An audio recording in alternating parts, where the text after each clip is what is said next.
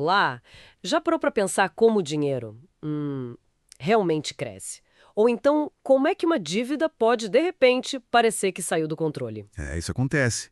E a resposta muitas vezes está no jeito como os juros são calculados. Exato. E tem basicamente duas formas, né? Com efeitos bem diferentes. Hoje a gente vai conversar um pouco sobre juros simples e juros compostos. Tentar entender o que está por trás dos investimentos e também dos financiamentos. Olha, é uma distinção fundamental e entender isso não é só tipo matemática pela matemática. É a base para a gente tomar decisões financeiras mais espertas, sabe? Seja na hora de investir um dinheiro que sobrou Uhum. ou quando a gente vai ver o custo real de um empréstimo. O jeito que o juro incide, muda tudo. Certo. Então vamos começar pelo mais direto, talvez. Os juros simples. Qual é a ideia principal aí? Bom, no juros simples, a taxa, aquele percentual, ela incide sempre sobre o mesmo valor, sempre sobre o capital inicial. Ah, o valor que começou lá no início. Isso. É um crescimento, assim, constante, sabe? Mas previsível, como se fosse uma progressão aritmética para quem lembra da escola. O valor do juro que você paga ou recebe é o mesmo todo o período. Entendi. Fácil. Então, se, sei lá, alguém aplicasse R$ 1.000 a 10% ao ano nesses juros simples, como seria na prática? Renderia R$ 100 todo ano. Então, no fim do primeiro ano, a pessoa teria 1.100. Ok. No segundo ano, mais R$ 100 de juro calculado sobre os 1.000 iniciais. Aí vai para 1.200. No terceiro, 1.300. É sempre R$ 100 a mais a cada ano. Bem direto. Tá. Esse foi tranquilo. Agora, o cenário muda bastante quando a gente fala de juros compostos, né? É aí que a coisa pode ficar bem mais interessante. Ou perigosa, dependendo do caso. Exatamente. O que define os juros compostos é aquela famosa dinâmica do juros sobre juros. É a grande sacada aqui. Juros sobre juros. Isso. A taxa não incide só sobre o capital inicial, como no simples. Ela incide sobre o capital inicial, mais os juros que já foram acumulados nos períodos anteriores. Ah. Aí já não é mais linear. Pensa numa progressão geométrica. O crescimento, ele acelera com o tempo. É exponencial. Exponencial. Essa é a palavra. Então, usando o mesmo exemplo para a gente comparar, R$ 1.000, 10% ao ano, mas agora com juros compostos. No primeiro ano, rende os mesmos R$ 100, certo? Vai para 1.100. Sim, no primeiro ano não tem diferença ainda.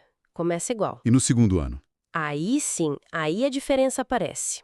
Os 10% não são mais sobre os 1.000 iniciais, são sobre os 1.100 que estavam lá. Faz sentido. Então, 10% de 1.100 dá R$ 110 de juro. O montante já pula para 1.210. Olha só, já rendeu mais que no simples. Exato. E no terceiro ano? A mesma lógica. 10%, mas agora sobre 1.210. Isso dá R$ 121 de juro. O total vai para 1.331.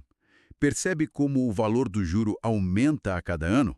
100, depois 110, depois 121. Nossa, acelera mesmo. Essa aceleração é a chave, então. E isso leva a um ponto que confunde muita gente, né? Aquela história das taxas. Tipo, 1% ao mês com juros compostos não é a mesma coisa que 12% ao ano, simplesmente. É isso. Corretíssimo.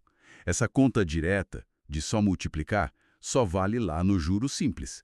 Nos compostos, como o juro de um mês vira capital para o mês seguinte, Vira a base de cálculo? vira base de cálculo. Isso, vira base para o cálculo do próximo juro. O efeito vai se multiplicando, se compondo. Para saber a taxa anual que equivale a 1% ao mês, a gente precisa capitalizar esse 1% 12 vezes. É aquela fórmula, né? 1 mais a taxa mensal, tudo isso elevado a 12. No caso, 1,01 elevado a 12. Exato. E o resultado disso não é 1,12, que seria os 12%.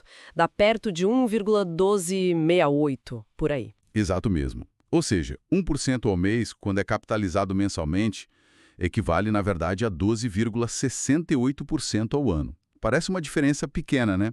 12 para 12,68, mas faz diferença. Com certeza. E onde a gente vê isso no dia a dia? Olha, faz muita diferença no mundo real, se a gente conectar isso com um cenário maior.